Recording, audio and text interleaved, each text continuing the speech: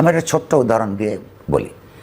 আপনি লক্ষ্য করেছেন 5ই অগাস্টে বাংলাদেশের এই মুহূর্তে 5ই অগাস্ট না, এই যে গত 2025-এর 5ই অগাস্টে বাংলাদেশ রাষ্ট্রের প্রেসিডেন্ট শাহাবুদ্দিন চুপ্পু একটা বিবৃতি দিয়েছে, যেটাকে বাংলায় ইংরেজিতে মেসেজ বলে, বাংলায় বাণী বলা হয়। সেই বিবৃতিতে তিনি বলেছেন কি, আচ্ছা তিনি কি ছিলেন? আওয়ামী লীগের কর্মী ছিলেন, নেতা ছিলেন, এবং একই সঙ্গে ব্যক্তিত্ব রহিত একজন প্রেসিডেন্ট হিসেবে তিনি শপথ গ্রহণ করেছেন আওয়ামী লীগের হয়ে। তিনি কদমবুজি করতে গেছেন, কিন্তু তৎকালীন প্রধানমন্ত্রী শেখ হাসিনা যখন তার মনের মধ্যে আছে যে প্রকাশ্যে কদমবুজি করে আরেকদিন প্রেসিডেন্ট করলে তার মর্যাদা ক্ষুণ্ণ হবে, সেই কারণে যে উনি কদমবুজি করেন নাই, সে করতে পারেন নাই, সেটার মধ্যে উনি লিখেছেন।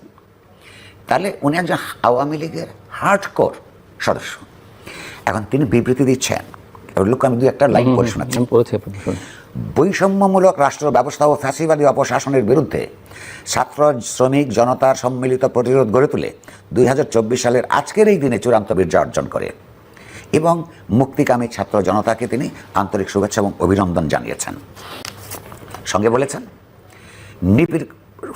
আপনার কি লক্ষ্য করুন, দীর্ঘদিনের বঞ্চনা, দুঃশাসন, দুর্নীতি, লুটপাট, গুম, খুন, অপহরণ, ভোটাধিকার হরণ সহ সব ধরনের অত্যাচার নিপীড়নের বিরুদ্ধে তরুণ প্রজন্ম ও আপামর জনতার ক্ষোভের বিস্ফোরণ ঘটেছিল জুলাই অভ্যুত্থানের মধ্য দিয়ে।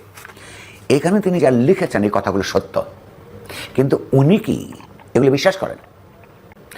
উনি কি, কিন্তু আপনার রাষ্ট্রের ব্যবস্থা তো তাই, রাষ্ট্রপতিকে তাই করতে হবে। তাহলে উনি তো এটা বিশ্বাস করেন না। উনি যদি বিশ্বাস না করেন তাহলে উনি কি নিজে এটা লিখেছেন? না। বাংলাদেশ রাষ্ট্রের যেই সংবিধানের সংস্কারের কথা বলা হচ্ছে, সেই সংবিধানে এই মুহূর্ত পর্যন্ত জারিকৃত সংবিধানে লেখা আছে তাকে কাজ করতে হবে প্রধানমন্ত্রীর ভিত্তিতে। তাহলে এই মুহূর্তে প্রধানমন্ত্রীর পদ ভিন্ন নামে, ভিন্ন নামে সেই পদ প্রধান উপদেষ্টা লিখতে হয়, সেইটার সংস্কার সন্ধান করা 1 নম্বর কাজ। খুবই গুরুত্বপূর্ণ। প্রেসিডেন্টকে সেখানে শাহাবুদ্দিন না জিয়াউদ্দিন না জিল্লুর রহমান, সেটা ইম্পর্ট্যান্ট না। প্রেসিডেন্সিকে বিবেকের স্বাধীনতা সহ তার এবং সেই বিবেকসম্মত মত প্রকাশের স্বাধীনতা সহ তার এই পদকে সম্মানিত এবং শক্তিমান করা প্রয়োজন। কারণ এর চাইতে হাস্যকর, প্রতারণাপূর্ণ, তামাশা এটা হতে পারে না। এরকম একটা প্রেসিডেন্টের পদ রেখে একটা দেশ সততার সাথে হতে পারে না। 1, 2, যেই জায়গাগুলিতে আলোচনাই এখনো পর্যন্ত অফিসিয়ালি অন্তত আমরা হতে দেখি না এজেন্ডা হিসাবে। আপনি বলুন, বারবার জাতীয় ঐক্যের কথা বলা হচ্ছে, বারবার বিভাজনের বিরুদ্ধে বলা হচ্ছে জনগণ গোষ্ঠীর মধ্যে। এটা অত্যন্ত গুরুত্বপূর্ণ একটা ব্যাপার। আপনি একটা জনগোষ্ঠীকে, এই রাষ্ট্রের ভুক্ত জনগণ যদি শোষণ শাসনের বিরুদ্ধে শ্রেণী হিসেবে বিভক্ত হতো, তার মধ্যে একটা রাজনৈতিক সুস্থতা থাকত। কিন্তু এখানে বিভক্ত হয়ে আছে কতগুলো আপনার অবৈজ্ঞানিক এবং রাজনৈতিক ভিত্তিতে। এইটা কোনো জাতীয় গোষ্ঠীকে বা কোনো রাষ্ট্রকে শক্তিমান করে তোলে না। কিন্তু এই বিভক্তির বাইরে যদি চলে যেতে হয়, আমাদের এই সমাজে এবং রাষ্ট্রের জনগণের মধ্যে একটা বিরাট সমস্যা 54 বছর ধরে বিদ্যমান হচ্ছে। বাংলাদেশ কি বাঙালি জাতীয়তাবাদের ভিত্তিতে স্বাধীন হলেও যে জাতিগত বিরোধের পরিণত হিসেবে বাংলাদেশ রাষ্ট্র হিসেবে উত্থিত হলেও শাসক শ্রেণী তার ঐতিহাসিক অভিজ্ঞতা থেকে নিজেরা কোনো জ্ঞান অর্জন করেছেন কিনা? বাংলাদেশের নৈতিক এবং রাজনৈতিক কর্তব্য ছিল যে স্বাধীন বাংলাদেশে যেই জাতিসত্তার জন্য বাঙালি স্বাধীন করেছে রক্তাক্ত সংগ্রামের যুদ্ধের মধ্য দিয়ে, এইখানে অপরাপর জাতিসত্তাগুলির যথাযথ সাংবিধানিক স্বীকৃতি প্রদান করা।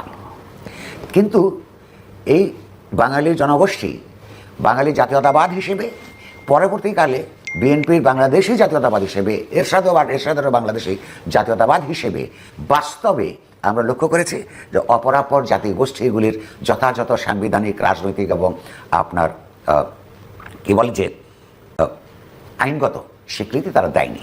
উল্টো করি যে যেই জনগোষ্ঠী বলছে যে বাংলাদেশ রাষ্ট্রের মধ্যে বাংলাদেশ রাষ্ট্রের সংবিধানের মধ্যে আমাদের জাতিগত স্বীকৃতির ব্যবস্থা করা হোক, অর্থাৎ সে কিন্তু অন্তর্ভুক্তিমূলক হতে চাইছে।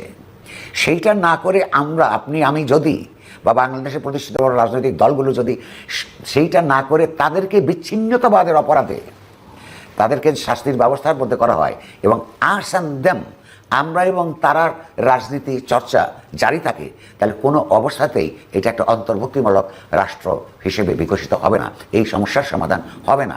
আপনি যতবার চিৎকার করেই বলেন না কেন যে নাগরিক হিসেবে আমরা সব সমান, ফলে বাস্তবে তার এই যে জাতিগত পরিচয়, তার যে জাতিগত সংস্কৃতি, তার স্বীকৃতি না দেওয়া পর্যন্ত তাদের দিক থেকে সমান বোধ করবার কোনো কারণ থাকে না। আর কারণ না থাকলে এই আপনার বিবাদ বিসম্বাদ এবং একই সঙ্গে যে সাংঘর্ষিক অবস্থা, এইটা থেকে মুক্তি পাবার এই দেশ জনগোষ্ঠীর কোনো উপায় নাই। আজকেও কালকেও এই সমস্যার সমাধানটা রাজনৈতিকভাবে করা ছাড়া কোনো